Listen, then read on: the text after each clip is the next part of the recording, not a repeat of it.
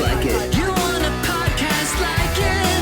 Podcast like it's 1999. Podcast like it. Just podcast like it. Podcast like it's 1999. Podcast like it. You want a podcast like it's 1999. Hello and welcome to Podcast Like It's 1999, the podcast where we talk about the films of 1999 from the front seat of a green Cadillac here in 2021. I'm one of your hosts, Kenny Nybart. And I'm Phil Iskov. And with us today, we're very fortunate to have documentarian, filmmaker, producer, Kirk Fraser. He did the 30 for 30 Without Bias, which I thought was an amazing film. And we're really happy to have you on the podcast, Kirk. Thank you for joining us to talk about this film. Man, I appreciate you guys having me here, man. It's a pleasure. You know, 1999, what a great year. Where were you in 99? Shit. Worried about Y2K. That's you right. know, partying in 1999 like it was the end, because I think that's what a lot of us was really thinking about. That really came up in the whole internet and all that was really popping around that time. So information was really spreading. You know, that was the beginning of information spreading for us. So that Y2K thing really had people shook. You know, had my mom in the grocery store stacking things up, not knowing what was going to happen, you know? Yeah, it was a great year. It was a political year, too. Mm-hmm. Yeah, I mean, Sure. great films came out that year. Great things that covered cultures and all kinds of things, you know? What we've noticed a lot is there was a lot of Y2K anxiety running through all the films of this year. Like some were blatant, like about the end of the world, and some were just this kind of like, you know, baseline undergirding of anxiety running through the whole piece. So, yeah, I think we all kind of felt that. And I think some people, certainly people who didn't really experience it, don't understand what that felt like to feel there's a pretty good chance the world might not end, but just kind of stop. Yeah, something different. Yeah. We didn't know what to expect. It definitely felt like we felt like we were approaching some sort of a precipice, I think, to some degree. I mean, it was just like this millennium thing, this whole, like, it felt like there was this, but it was also kind of exciting too. I felt like, I don't know about you guys, I was excited about the year 2000. I wasn't all that worried about Y2K, but maybe that's just me. No, I mean, it was just no one knew what to expect. And then everything was so hyped up, you know? So, and the fear was there. So, and at that point, we were not as much as we are now relying on technology for everything, but damn near that was the start. Mm-hmm. It would have fucked us up pretty good. Oh, right now, Yeah. shit. Yeah, right Oh, now, now it'd be everything is over, yeah. down. Oh, hell yeah. But yeah, Shit, If back they- then if we they- didn't. You remember back then the only way you got around was by MapQuest, and you used to print that shit out. So there was Oh, no yeah. GPS in your phone. Yeah. When I moved to LA, I had a Thompson guide. Same. Physical maps. I used to Wow. deliver flowers with a Thompson guide. Man, Different times. Thompson guy. Yeah. You know they still make those. That's embarrassing. Yeah, they still make them. Yeah, I feel bad for the Thompsons. I feel bad for all physical people. I feel bad for the Zaggett's guide. I feel bad for the Thompson people. Sure. I feel bad for the Yellow Pages. Oh shit! Yeah. They all had their days. What about the guy that was selling the encyclopedia? What about him? Oh yeah, Mr. yeah. Britannica. That was our first Google. Yeah. Yeah. I mean, I was such a dork. I used to sit in the library and read the encyclopedia. Really? Yeah. Love that. I had the luxury of having that shit at home. I never really looked at it till there was a school project. You know. Yeah. I mean, I didn't like read it like a book, but you know, I would read it like I read Wikipedia now, which is, you know, all that I read. Yeah. Well, let's talk about American Pimp, film 1999, directed by the Hughes Brothers, not necessarily known for documentaries. They had not just done Menace to Society. Where was this in their filmography? I'm looking them up right now. I mean, it was pretty. I think it was like. Hold on one second. I know this is probably like their third film, because you also had Dead President that came out. You also had Menace. You had things like that. So You're absolutely right. It was Menace to Society 93, Dead Presidents 95, and then this in 99, and then From Hell in 2001. yeah. So that's So that yeah, go ahead. Yeah, no, they had two really kind of huge movies. Menace to Uh-huh. Society was kind of paradigm shifting. They were Yep. obviously really hot directors. It's an interesting move for people who generally do narrative scripted film to move to a documentary at this point in their career. I wonder what you think about that move and what you think about the Hughes Brothers in general. I mean, I think they're dope. I always thought Mhm. they were dope. Their work has always spoke to the culture in some ways. Definitely with Menace to Society. I mean, that shit was that shit was real in terms of the culture of what people may have went through and felt at that time. And American Pimp it was a documentary version of the Mac. Mhm. So and at that point, I mean, people were influenced by the Mac for years. So I could only imagine that they grew up in that particular part of time. I'm not sure if they're from Oakland or that area, but I mean, it's heavily out there as well. I mean, plus they always rep the culture from day one. So I wouldn't see why they wouldn't want to do a film that spoke to the underworld at that time because pimping was changing. In terms of it wasn't the old ways because before the drug dealers were the pimps. Mhm. So and that was in the culture of the community as well. So you have to understand that. And their mindset were completely different than the hustlers on the corner. Their product was a woman. Product was sex. Mhm. So I It's mean, I could only imagine. I never really had a conversation with them or have ever met them before, so I can't really speak to why they did the film. But it definitely spoke to a culture and and in general lifestyle. Well, it's an interesting decision to me in that certainly Menace to Society and Dead Presidents are dealing with certain aspects of Black culture Yeah. that basically white people either don't understand, can't understand, or probably shouldn't be making movies about. And those both of those films, I think, are pretty incredible films. They could have done a fictional scripted narrative film about pimps, but I wonder if the legacy of black exploitation and a complete lack of understanding of pimp culture in white culture at large maybe made them think they need to first educate before they can kind of put it out there.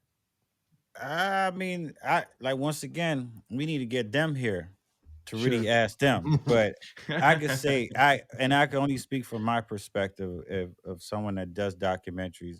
You got to have a passion for it. You got to have a sure. passion for the story that you want to tell because it's a different format than writing a script. You're really dealing with facts, and you still have to create a story that flows and still connects and still educate and still entertain at the same time and not try to make it come across boring. So with American Pimp, I mean they went layers deep into it. It kind of reminded me of HBO had a show called Beyond the Pint or something like that. Or it used to come out real late night and it was like about prostitution and things like that in Jersey. And they kind of went and did the digging as well, but it wasn't the culture that were just predominantly African American was like the whole world of prostitution. So it had females and it was hearing from their side. But American Pimp was only hearing it from the perspective really from the pimps Hmm. and the Right. culture that comes with it. Yeah, I mean, you got iceberg slams, you got books, you got all kinds of things that's always been there to educate people on the culture. It's just that, being a tell or creating a documentary, is the visuals of it and you're hearing it directly from the pimps himself. So that form of media became something as well that was available maybe for them to tell the film from that standpoint where it's more real than it actually being a scripted film that you hearing it from these guys that I mean, I remember going out and seeing pimp shit. I lived in a block where prostitution was there for years and probably still Hmm. is. So I seen it. I seen the culture of it. I mean, I mean, I did a project on stripping, because damn near that's the level before you go to prostitution in so many which ways. So I understood the culture. Like was in a strip club, I saw it. I was like, fuck, this is a story that needs to be told.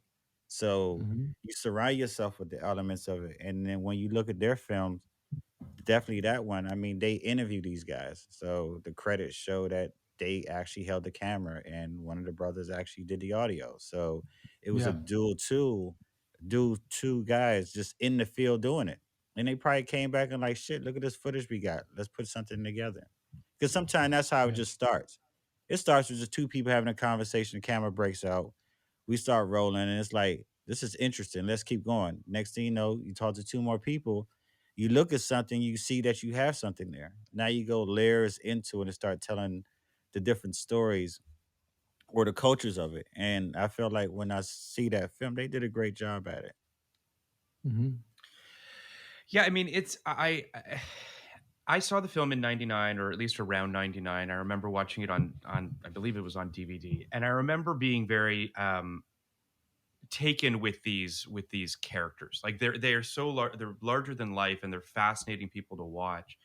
And I remember quite enjoying the film back then. And this isn't to say that I didn't enjoy it when I watched it yesterday, but it does feel it's complicated to me a little bit. I'm not sure that the way that they necessarily I don't know what the best way to put it is, but I'm not sure that they're being necessarily critical of this lifestyle. It feels a little bit at times as though they I don't know. I mean, I guess this is more of a question for you, Kirk, in terms of how you sort of perceive from the documentary perspective. Do you feel like they really got to the sort of heart of this world and what motivates these people to do this? I I, mean, I, that's sort I of f- I feel like at the time that the film was made, yeah, in terms of where we are now yeah, consciously, that's if you want to go into terms of just sex yeah, trade, if you want to go into different layers of things that you could point at. I felt like what they wanted to accomplish was to make you understand. This is just me looking at it. Once again, I got to give you the disclaimer. This is yeah. just Of course, of Mhm. course, of my course. Yeah, perspective. So when I watch it, you got to remember there are young filmmakers at that time. Yeah. So you're influenced as well by your surroundings. You're in the process of taking it in. So consciously you may not even be open or aware to different layers because you're learning it. And so maybe they were inspired by what they saw to tell that story. If you ask them now as grown man, their perspective on certain things may change, right, and what stories they may want to tell. They may want to tell from a woman perspective that may have started somewhere and got to where she is, and then maybe on the road of recovery. So you can't. That's one thing about like filmmaking or definitely documentaries where it's a living breathing subject matter. Your perspective is going to change as you mature as well. We talked about this. So we did Mr. Death, Errol Morris movie, pretty recently, a couple weeks ago, and we talked about a lot the responsibility of the documentarian and intent and all those things. And what I felt with American Pimp, at least, was it was non-judgmental and allowed the subjects to tell their own stories in the way they wanted to tell them. For me, at least, that was a very responsible way in. Not that part of the point of the conversation was you don't have to be responsible. yeah, A necessary aspect to documentary filmmaking, but it felt like it was a responsible way into this world that gave me a good understanding of what was going on without judging positive or negative. I do think that there was some shade thrown at the idea that it's illegal, which is fair. Um, I think that perspective was given voice by a bunch of people in this film, and I think 22 years later, I think that's a far more widely held viewpoint than it was 22 years ago. So that's a little forward thinking in that respect. But in general, yeah, in the beginning of the film, I did have that twinge of this is all from the pimp's perspective, Yeah. and that is a little disquieting. At the end, I do really feel like it doesn't matter that much. I feel like that was the perspective we were getting, and I appreciated it because it's what's critically important at the end of this film is just how differently it all worked out for all these different guys. One Hmm. winds up in jail, one's still doing it in his 70s, one's working in an office, one's taking his daughter to the park. It's it contains multitudes like anything else. And I think the characterization of the pimp in American pop culture for the last 30 years, particularly the black pimp, has been incredibly cartoonish and almost embarrassingly cartoonish. And I think this is like, that's why I kind of phrased the question at the beginning about educating. I think it's important to tear down that, that wall and at least humanize these guys in the beginning. And then we could start to understand and debate the merits of what's happening here and the different sides of the story. Pimpin's been here long before you and I, and Pimpin will be here long after you and I are gone. That's just, it's a sad fact, but it's the truth. I Mhm. mean, it's you feeding people's vices, and that's what they do. So as long as that becomes someone's vice and someone's desired, and they have the ability to actually get it and they pay for it, they'll find a way to do it. And there'll also be someone there that also finds a way to actually make money off it. It's just the way in the world we live in. I mean, as much as we want to have this shit perfect, this is just a fucked up cycle for what it is, because you do have people out there broken. When you Mhm. really look Sure. at the core of it, you dealing with a lot of broken people, from the pimp all the way down to the woman itself that's out there. So it's deeper than just the culture itself and what it looks like. Because look at the guy that had that little bunny ranch, white dude, right? He ain't a black dude. He's pimping them hoes too. Mhm. So pimping don't really have no color. So I mean, trust and believe, this is everywhere. I mean, there's a underworld for different culture when it comes to the sex trade. And yeah, we got to put a stop on it. Yeah, we shouldn't glorify it. When, like I said, when you look at those films, definitely like the Mac, that's the 70s. And at that time, drug it wasn't about the drug dealing that were glorified, it was the pimps that were glorified. So those were the things that you saw in the films in the 70s. It wasn't to the 80s that you saw the drugs, and the 90s that you saw films that were based around that, and less about pimping, because it wasn't about that anymore. That income became something that was so small. So you're now dealing with the vulnerability of having a woman that could run her mouth, and now you arrested, and you're looking at X amount of time for that, when you could actually sell this product right here and make more money and not have to worry about no one. So the game changed. It's a lot Mhm. that happened in the culture of the underworld when it comes to that. But trust and believe, that shit still exists. It's just different now. I still see them walking up and down the street sometime in DC. Mhm. But it wasn't like it was in the 80s. It's not as prevalent that it was seen, but it's now is the dark web now is called. So there's just a different form now, and it's more traceable now if you ask me. So eventually everybody get caught. Mhm. I just want to give a really quick synopsis just for the people that might not have seen this film. It's a little tough to see this film right now, which is interesting. I'm not sure why it's not released in really any way. It's odd, but it is what it is. The Because Hughes brothers because it, helm this. it's Sorry, sex what was that, Kirk? trade.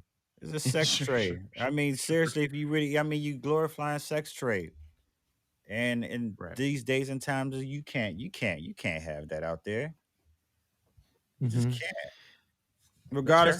Regardless that you telling someone's life and their journey, when you really look at the responsibility of what you do as a filmmaker, what are you really putting out there?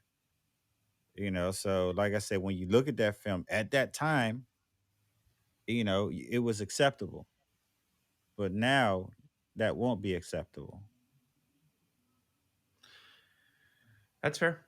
Let me just very quickly. The synopsis is: the Hughes Brothers helm this documentary about the state of prostitution in urban sectors of the U.S., producing an ostentatious, profanity-laden celebration of the ghetto subculture of pimping.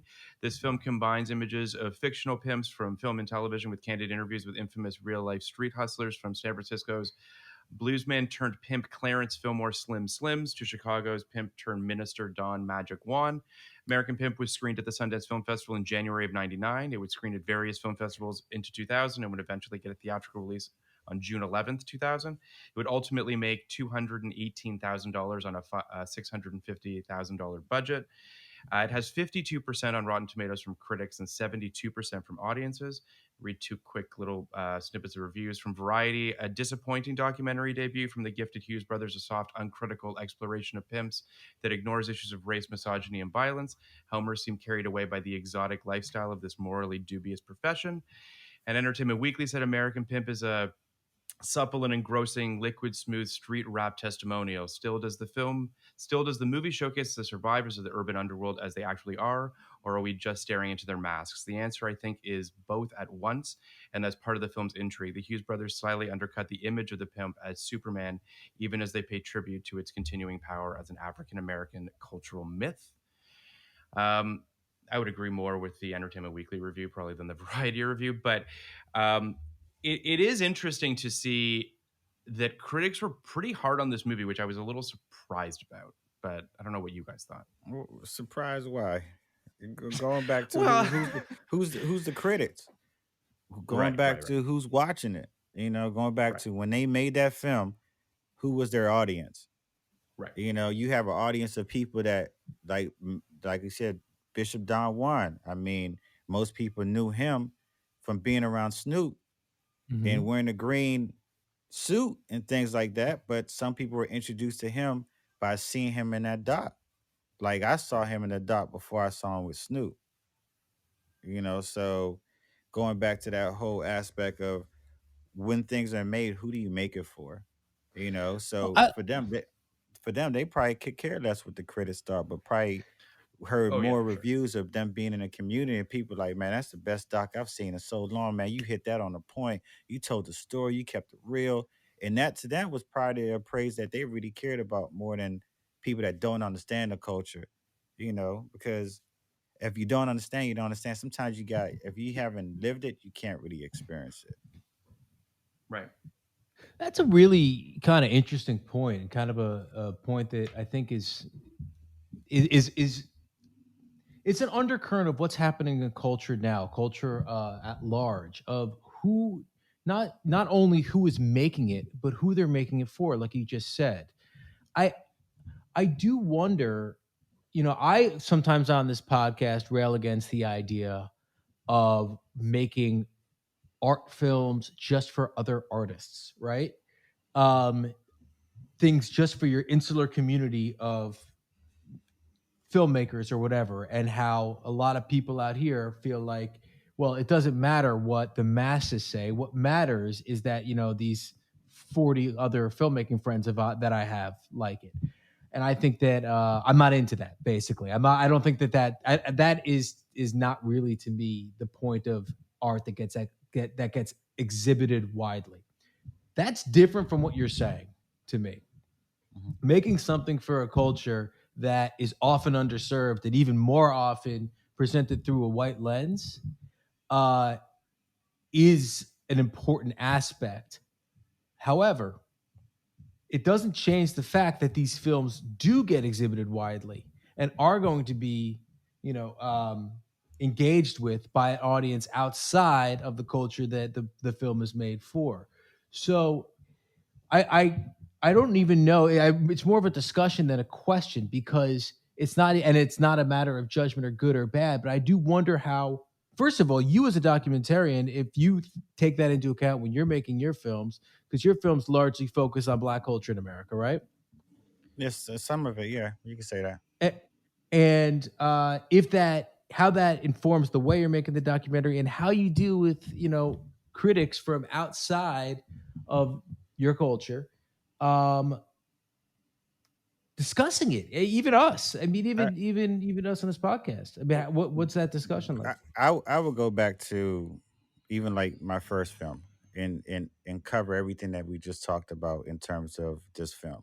The first film that I did as a documentary was The Life of Rayful Edmund. Right, culturally, it's about this guy that's a kingpin in Washington D.C. Right, made so much money at the time that I'm a teenager, so I'm hearing the names, it's Hmm. circulating, so it becomes that thought as a filmmaker later on the road that this is a story I want to tell. But the process of telling that story, would it be my first doc? No different than that being the Hughes Brothers' first doc. I was really focused about serving the community of people that I knew, right? And telling that story that hasn't been told before. So I wasn't really thinking about outside of DC technically. It wasn't until when we independently released the film, it actually the subject matter was such a, a, a subject matter that people wanted to know about that it automatically organically spread, right? So it Hmm. spread outside DC, it started getting bootleg, things like that. And then that turnaround sparked and birthed the American Gangster for BET, right? So understand that when I went at creating something, I didn't go at it with the intentions of it being what it became. I went at it with just letting this story being told to the people that were in my community that just knew it. So when you apply that to being a filmmaker, that's a young filmmaker. You know, when you are in the game longer and you start to understand the power of what you do in terms of making documentaries and making films, it changes your perspective on the stories that you start to tell and or how you tell those particular stories.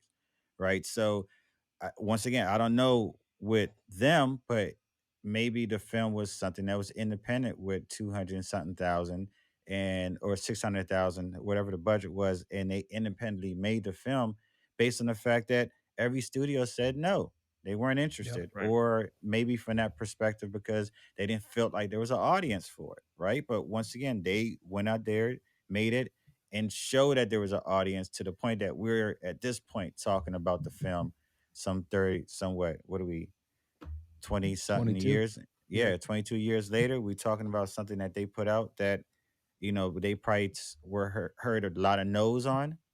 So I get it, but I mean these are things that as a filmmaker when you go out and do something, everything really, like I said, go back to where you are in life and the maturity level of where you are as a filmmaker, because for those that came before us that open the doors and we get um, guidance for or mentorships from, we technically still have to learn it.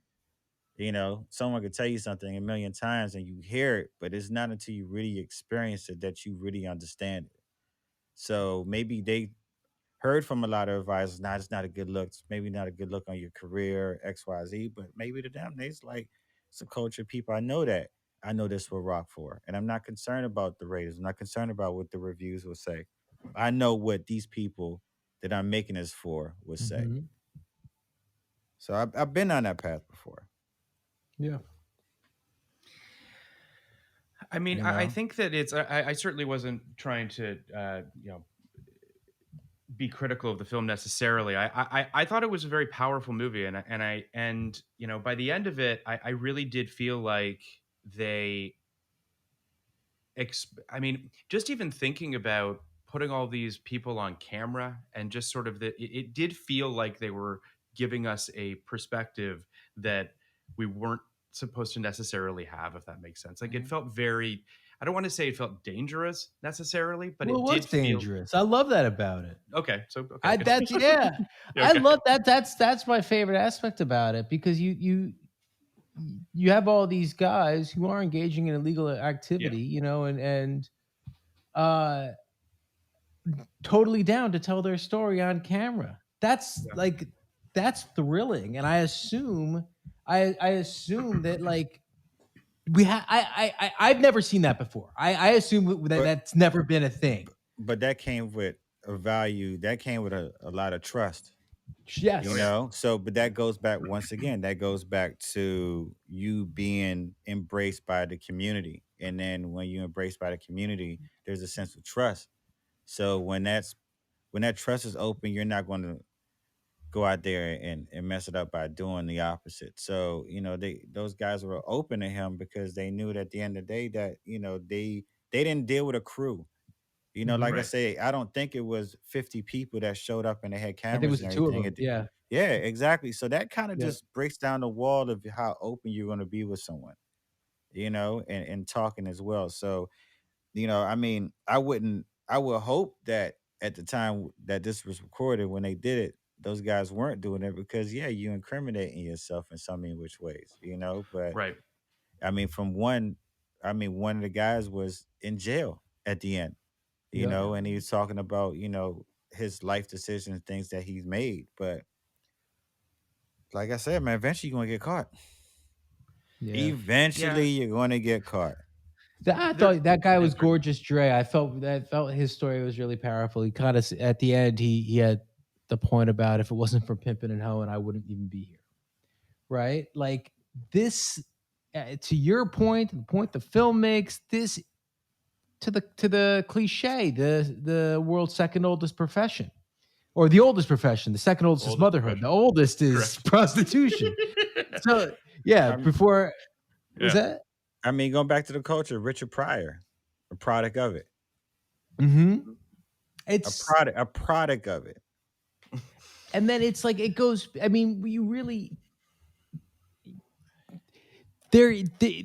that Variety review kind of bothered me because they say they don't talk about race. I don't even understand that. Yeah. That That I don't doesn't even make understand sense. the logic of that because one, they don't have to, but two, the juxtaposition between them and the guy that runs the Bunny Ranch is talking about race, like explicitly. Yep. It's explicitly talking about the two sets of rules, and that Yeah. goes back years and years and years and years and years to the point where now the Bunny Ranch is this cute place you go uh, outside of Vegas at a frat party, and pimp on a street corner like Fillmore Slim is persona non grata to so Yeah. many people. So it's yes that, but I do think the racial aspect of this is like incredibly relevant, and just an incredibly relevant story in terms of uh all the people that were born out of this,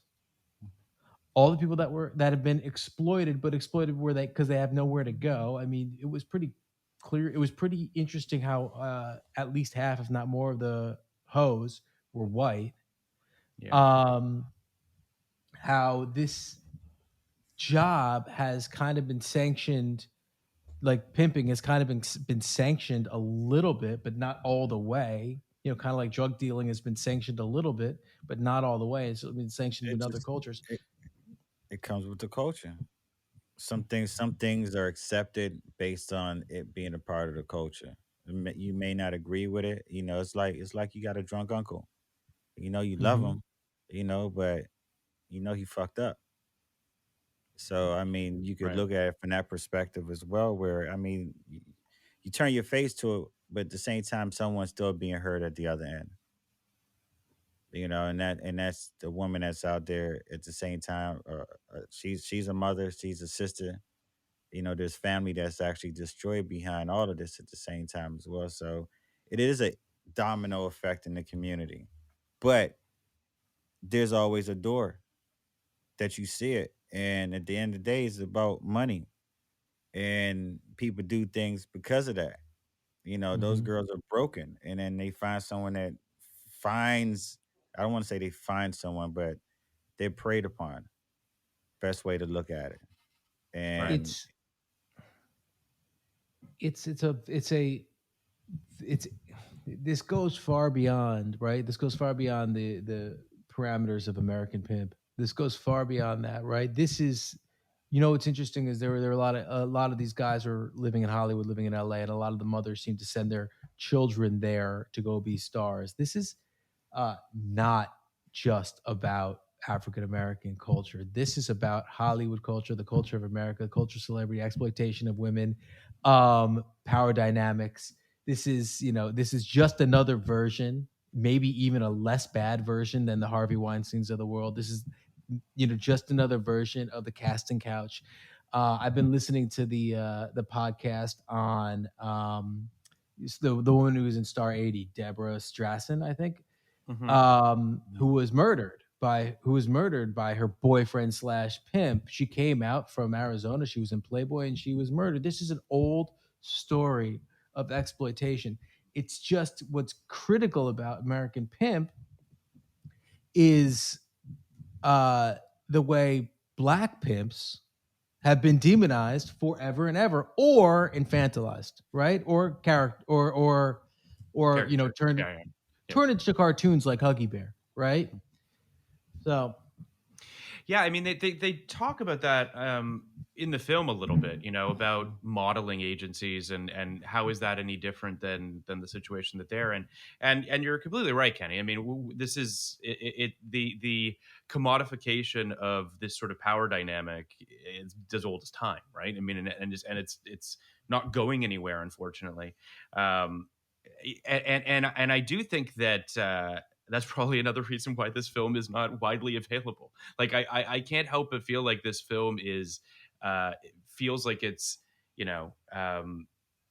going at topics that people just don't want to talked about. Wait a minute. What are you saying exactly? So I completely understand. You feel like the film is not being perceived correctly, or you feel like the film is not relevant? What are you saying in No, terms no. of I think it today? is very relevant. I Okay. I think that the film is I think part of the reason that it's perhaps one of the reasons why this film is not widely available, I think, is because it's going at things that people are scared of or don't want talked about. I think it's as we talked about earlier. I think that there's an element of danger to it, and that it's going at sacred lambs that people don't want to talk about. And I think that that's. I mean, I think that to Kenny's point, this idea of sort of the commodification of this type of relationship, or I would say to some degree, men's power over women to some degree, is in many industries. I think the Mm. film is showing that. I mean, I Yeah, I don't know mean, if once again, is it shows you a lifestyle that's ugly, man. It's the best yeah, way. yeah, It shows you something that's real. It shows you stuff that exists, and it's either you want to turn and not look at it, or face it for what it is. And then what you had on absolutely. there were people that were completely honest, that broke down the lifestyle, broke down why they yeah, did it, and they told you how just business works. And they use different examples to make you understand that there is a sense of prejudice even in that industry of pimping hoes. Going back to Bunny Ranch, this guy has a building and you go there and get the same service. But if that was, an African American man, would it be viewed the same? We don't know. But when you look at him on the streets, it ain't viewed the same. It isn't. So, I mean, I guess when you look at the word pimp, you look at someone that controls a woman, right? mhm. That's the first thing that comes to your mind control. Anyone could control a woman's body, but could you control a woman's mind? That's the whole saying for a pimp, right? So, um, having a facility like the Bunny Ranch, I mean, they free to come and go, I guess, right? So it's no longer the mind of a man, but pimping now is so different because females pimping themselves. Like I said, we it's a different world now when it comes to that pimping mentality. That aspect of walking the street is so old in terms of how Yeah, things are done now, right? So now behind the scenes are different jacks or different trades, So some behind some of this shit is actually police officers. To be honest with you, for shit that I've heard and seen as well, where there's a sense of protection that some of these girls actually feel, knowing that this person is a cop. So you hear about shit like that anyways. Now some things like that are revealed, some things just aren't. But there have been scenarios where prostitution have actually had police involved. So, the same shit they here to protect us is, people corrupt, man. Going back to what I said in the beginning, yeah.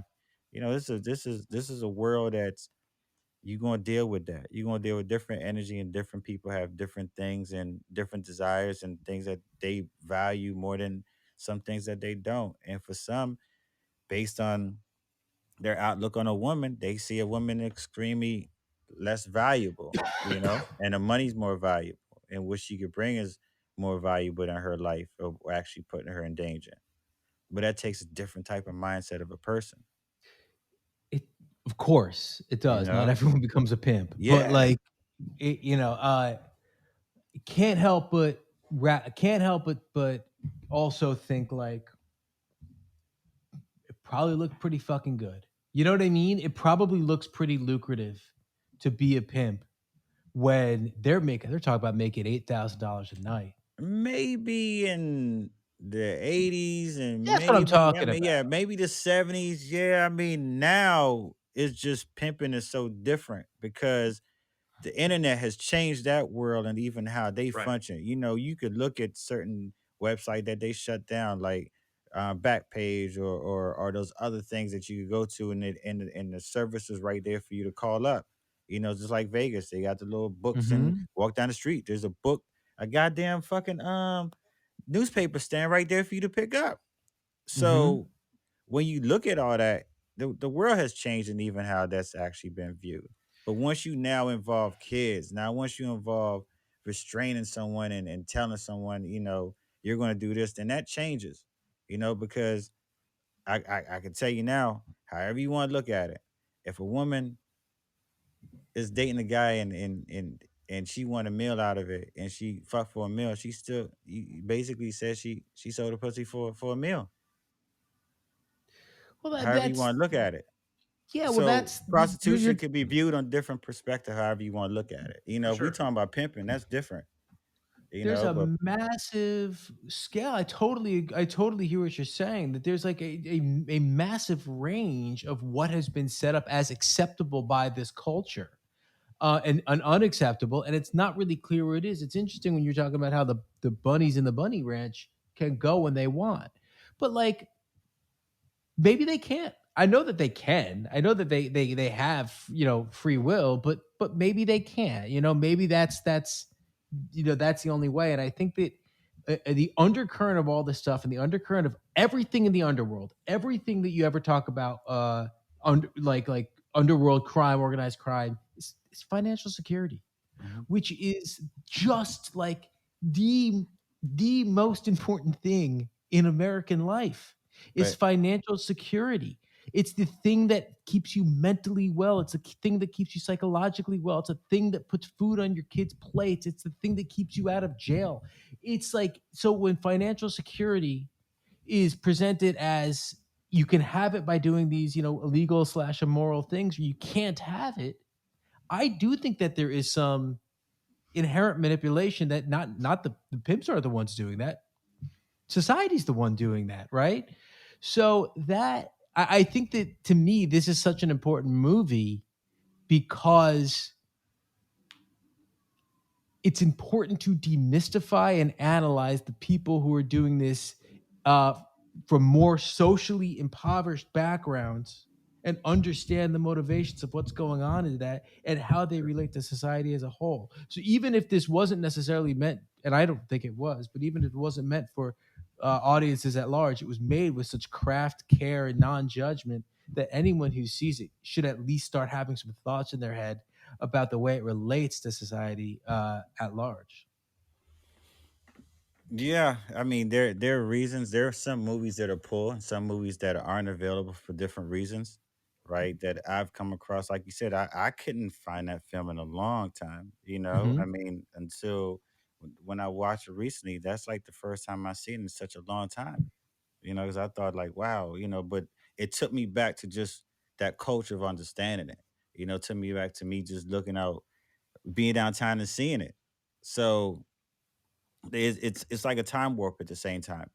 But at the end of the day, when you look at the core of what the story was all about, it's about prostitution as well, and that Hmm. still goes on, you know, and it's a manipulation, and it's, you know, it's everything that goes against what society really stands for to really get at it. And that film just gave you a glimpse of that world because there's so many layers to it. Like, imagine a woman being arrested, going to jail, being processed, and then being released right back out that same night, right? And that happens over and over. Eventually, she's faced a judge. Eventually, she goes to jail. That's another story all within itself of just what will make a woman actually go through all of this and still end up in certain places as well. So I mean, it's just different layers to this shit, man. It's like pimping is a big business, Yeah. and it happens Yeah. every day. There's different forms of pimping, you know, different forms. Yeah. I mean, what you guys, I what would, you guys? Okay, let me ask you a question. You guys said you guys saw the film when it first came out, right? I didn't. I saw it for the first time this week. Okay. I Really? saw it back in '99. Yeah. Yes, I saw it for the first How time this week. how did you hear about it? Oh, I've always known about it. I mean, Okay, I've always known it exists because, I love the Hughes Brothers, particularly, like their first two films I love. And but yeah, it has a real fucking ear-catching title, right? American Pimp. You never forget that. Yeah. But I never watched it. I've never seen it. see, because probably the reason why you haven't watched it or saw it before is not because of the title. It's just that it wasn't culturally something that you were even interested in at that point. You get what I'm Well, saying? there's another kind of point you're making, which I think is interesting too, right? Like that, I don't think that was it for me Mhm. because I've engaged a lot of culture, a lot of entertainment that was, kind of specific for the Black community. It's the other thing that's a little more uncomfortable when I'm looking into myself as to why I've spent so much time, you know, engaging with Black culture in a way that is, voyeuristic and like a tourist. So I definitely didn't not for me. I did not watch it because it wasn't like appropriate. Like I feel like people throughout my life would have, absolutely sat down and watched the movie. But I also think that there's always been an exoticism associated with Black culture in America, particularly among young white people, that is something that white people, aren't even comfortable engaging with.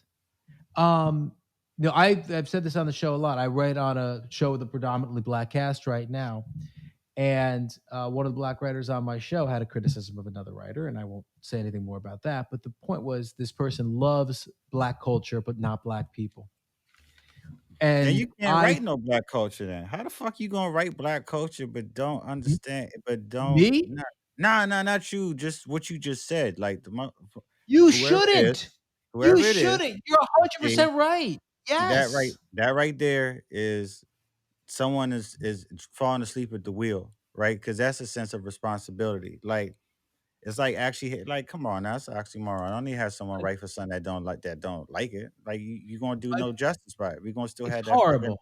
yeah, we're gonna still have And that Amy Sandy shit. and it's yes, and you know what? It's Aaron Sean Thompson Thomas was on our podcast and created SWAT, and he's Phil's friend, and he said, Black people, white people, I think not unilaterally, but a lot of white people writing Black culture, you're writing shows set within Black culture is just another example of blackface. And when you say Amos and Andy shit, that's what you're saying too, right? Mhm. I'm like, listen, I what did he ever say or she ever say why they don't like black people? That's an interesting thing. this was a so I to hope I didn't mischaracterize it. A Black writer on our show said this about a white writer. The white writer didn't say she didn't like Black people, Yeah. but it was it was kind of apparent from years and years and years on the show Yeah. that if you don't, my sense at least is, if you don't engage with these characters as Black people in Black culture and just presume that they're, raceless, essentially, you're starting from a place where the whole show better reflect a raceless society. You have to create a Bridgerton-esque simulacrum where race is not a construct. But short of Right. that, life's different. So yes, Yeah. no one ever came out and said I don't like Black people. No. I get that. It's just if you don't understand it, don't write it. You know, it's like it's taking on a project. You become responsible for what you paint. You become responsible for what the images that you're putting out there. So don't take shit for a check. Don't shortchange the creative process or the story for a check, because you're Hmm. not giving yourself justice as well. And then you become labeled as being someone that really doesn't even understand the culture, but just circle around the fucking culture. So I mean, I get it. Hey, you saw it, and you know exactly what it is. So at that point, you are in position to vocally express how you feel about it and to keep it going. But whoever's in charge, hopefully, will see that and address it. You know, for how they see fit, but hopefully it's done in the right way. Because you can do things tastefully. Like Yeah. if a person doesn't get it, like take them there. I remember one time I had a pitch meeting, and it was a project, and I basically asked the person, I said, "Have you ever went to Compton before?" And they said, "No." I said, "Then fuck it. How you gonna do a project about a community and you never been there before?" So I took that pitch meeting in the car and we drove through Compton, and I walked it through the streets. Like, I'm not even from That's Compton, awesome. but I know at the same time you could just go in a community. It all depends on how you present yourself, right? Because I mean, the commonality is that we're black, right? So I know I would know how to deal with my kind, if that makes any sense, in a community that I'm entering into that I know I'm not from, right? So I mean, I went to the school, took her there. We went into the school. A game was going on. Like, she experienced it from a perspective of understanding a little bit more, and that was like 4 hours. But that was like one of the best pitch meeting that she ever had, based on the fact that it left the office and it went into the street, so you can God, understand that's so cool. exactly the project that you're going to do. And I feel like if you're a writer and you're doing a project on anything, take that person to that environment. That's what the Hughes brothers did when you look at American Pimp. In order for you to understand, we're going to take you to the pimp. We're going to take you into their world. They're going to tell you about it. It's a difference of them coming into your world and telling you. But if you are a bug on a wall, and that's truly what that film was, going back to the film, they were a bug on it. We were a bug on a wall Hmm. observing, and we didn't like the shit that we saw, based on the fact that you see people being harmed in so many which ways, but at the same time, you couldn't stop looking at the shit because you want to see what's going to happen next. And as we get closer to the end, I love what they did. They told you, look, this guy went to jail, just such and such, just such and such. I lost everything. I went into it with a bankroll and I came out with nothing. So listen, man, when you do wrong, at the end of the day, don't last long. I keep on going back to that because that's just my motto when it comes to the facts of life.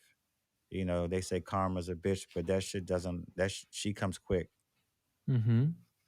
So when you Absolutely. do, and just something different about energy now in the world and how we feel and how we're vibing. You could see it that even we're going back to George Floyd. You saw so many people come out and protest. Like, we're in a place of healing right now. Like, the world is going to do Hmm. something different that a film like that can't survive now at all. That's my Right. opinion. But it You know, should. It should, because I think you're. I mean, I think you really just made the point about why it should. With and first of all, the story about you taking the exec to Compton is incredible and big-hearted, right? That's a really big-hearted thing to do.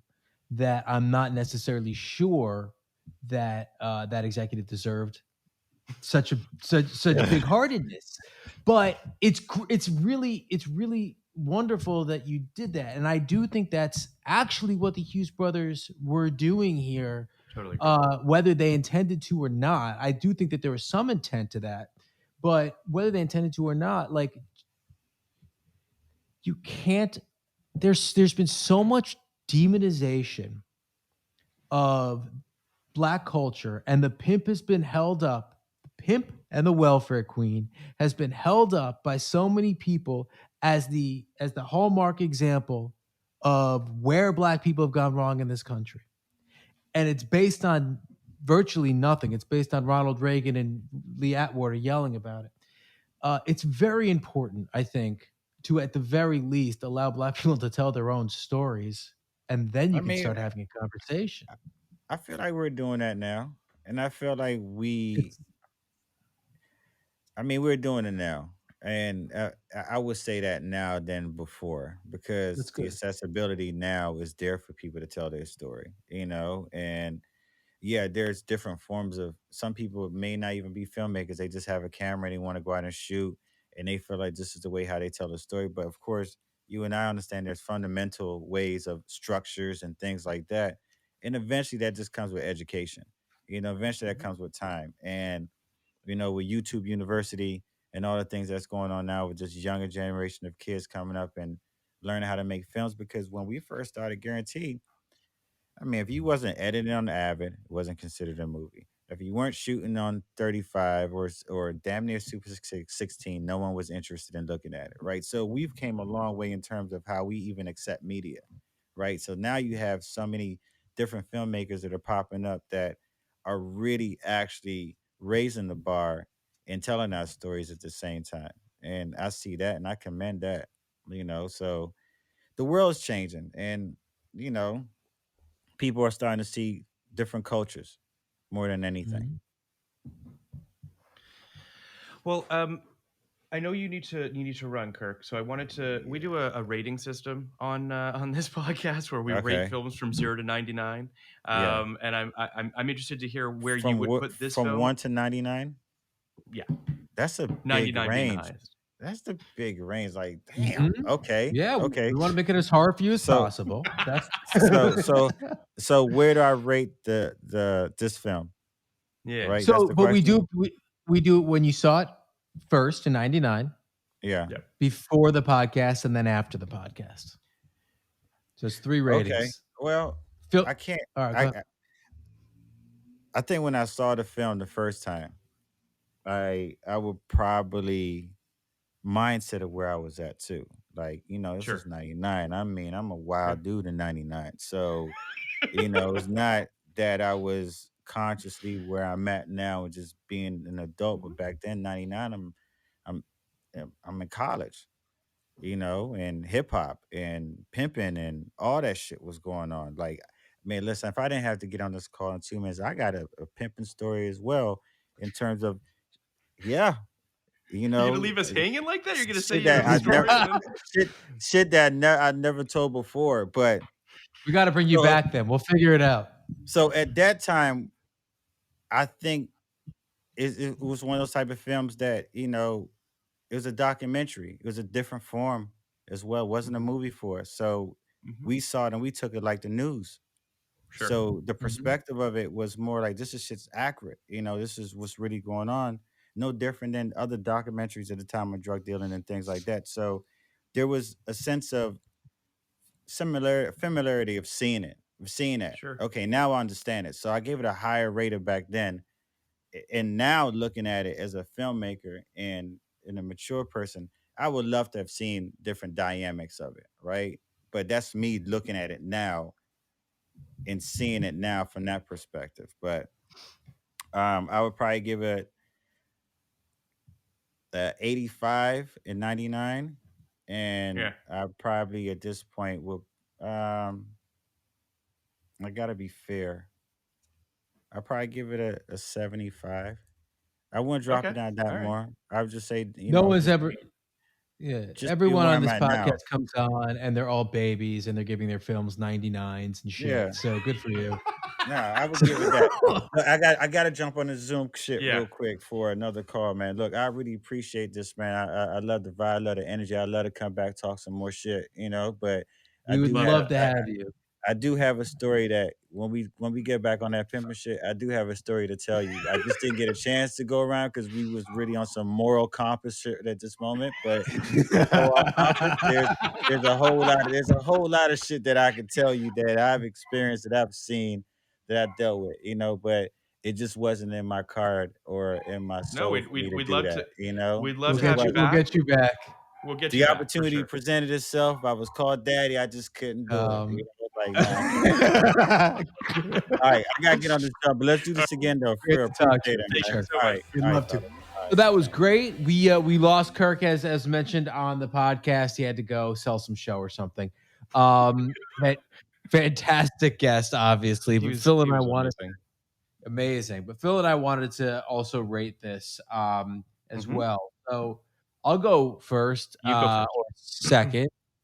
I never saw this before. Mhm. Having seen it this time after watching it, I gave it a 77.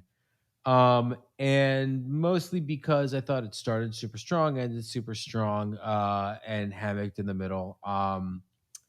And it did really pick up steam like the last half hour, but there was a lot of fat in the middle of this film that didn't make it the world's greatest watch. But 77 is reflective of what I think is, what I thought was a really strong documentary. I think after talking to Kirk, I'm going to go up, even though his grade wasn't quite this high. I'm going to go up. I'm going to go up to an 82. I do think there's a lot more here than I had realized, and any movie that can kind of spur the conversation we had, which I thought was a really, really wonderful, enlightening, relevant conversation, deserves to be at least in the 80s. Phil, how about you? Yeah, it's interesting. I had a bit of a like roller coaster in terms of the ratings with this film for me. I saw it in 99. As I mentioned up top in the episode, I really enjoyed it in 99 or around 99 whenever I saw it. But I also felt like I'm just not looking through the lens of a person I am now, right? Like I was 19 or 20 years old, living in fucking Toronto suburbs, and I see this movie which is completely outside any of my purview with these larger than life characters, and I was really kind of taken away with that. Then I watched the documentary again before our podcast, and I, similar to yourself, found myself sort of feeling like starts really strong, ends really strong. In the middle, you start to wish there was a little bit more of a narrative, like a little bit more of like a POV of a person that was pulling you through the whole thing. That's not to say that we don't have a bunch of POVs, but I felt like in the middle, I felt a little unmoored, I guess is maybe the best way to put it. And then we had this fantastic conversation with Kirk, and it made me go back up again. Like I think I'm probably in 99, I was probably in like the low 70s. Similarly, I think I was probably around there before we talked about it. And then after this conversation, I think I'm probably around an 80 as well with you, in the sense of like, not only did it open great conversations, but I felt like, Kirk gave me a perspective I just didn't have, and don't have. And that really changed the way that I saw the film. So, I mean, I think that the sort of the most the thing that I took away the most from what Kirk was saying was how realistic this film is. I know that's a kind of ridiculous thing to say about a documentary, but like not all documentaries are particularly realistic. And I think that this film, the access they got to these people really does put you in this world, like in a way that I certainly never have been before. So I was really impressed with it. Cool. Phil, what do we do next week? Well, we're doing everyone's favorite Universal Soldier movie. We're doing Universal Soldier 2. There are what, 5 Universal Soldier movies? Yes. It's really got I think the Mission Impossible trajectory, right? Where the first one is like fine, Sure. and the second one is like a disaster, and then I've never seen 3 through 14, but our guest Tom Lorenzo of the You're Missing Out podcast says like 3, 4, like they're masterpieces. Apparently, he raves about them. Makes me want to watch them, quite frankly. And the director of 3 and 4 just put out a film this year that was really well regarded. Yep. Do you remember what that was? It's a small. I don't remember off the top of my head, but I'm gonna find out. It's a low budget film that was super well regarded. I'm sure I can find it. But Tom was an amazing guest. He's super awesome. excited to have him come back. He's going to come back for some other films we have him, and just not just a joy of a person, but just like totally the very opposite direction from what we just did with American Pimp. But like, this guy has seen all of these movies. Do you know what I mean? Like, he's seen all the films that I generally have not, and that's not Tom a judgment. has seen every movie ever made. It's amazing. It's incredible. I am blown away by his encyclopedic. I mean, he does a podcast with Mike Talley, and the two of them together. I am blown away by how much they know about film history. I don't know how they even get the time. They're both like 29. But I also think that I obviously I agree with what you're saying, but I also think that like Tom has a specific taste. Do you know what I mean? Like anyone who follows him on Twitter knows that like he's a little bit of an iconoclast. He likes to, he likes to stir the pot from time to time. But like he also he really loves movies that might not necessarily get the love they deserve. And I think that that's why I was excited to have him on for this, not a particularly great movie, but I'm excited to have him on for future movies and to have his perspective. The movie, the director is Peter Hyams. The movie was Alone, and apparently it has just gotten, it's just an incredible movie. And you hear it when Tom talks about it, that this guy really, Peter Hyams, really seems to know what he's doing. Meanwhile, whoever directed Universal Soldier 2 did not, but I liked it more than you guys. I like a good JCVD. I had never seen the first one. You had seen American. I watched the first one a couple of days before, which I thought was a great movie. I mean, it was a great movie. It's a bad version of you saw Universal Soldier 1. I watched it before watching the second. Right. Yeah. I mean, it's a bad Terminator. It's a bad Predator. It's Jean-Claude Van Damme. But it's like, and I mean that the way you think. I know, but it's I didn't think Universal Soldier was 2 was that bad, guys. I don't know. I mean, I'll say this about the first one. I remember the first one being a big deal. It's Roland Emmerich's first film. Big. He obviously became quite a very successful filmmaker. I guess I don't know my JCVD is really kind of what it comes down to. So, but I'm excited to watch Sudden Death. Not a bad blind spot. You talked about Sudden Death being fucking great. Oh, Sudden Death I need to watch great. Sudden Death. Sudden Death is a 10. Yes, Sudden Death is fantastic. So next week, watch Sudden Death and watch some Universal Soldier. It's so cool we're doing Universal Soldier 2. We don't give a shit. That is, I agree. It is great that we're doing it and we don't give a shit. We'll see y'all next week. Great. Right. Podcast like it. You want a podcast like it? 1999.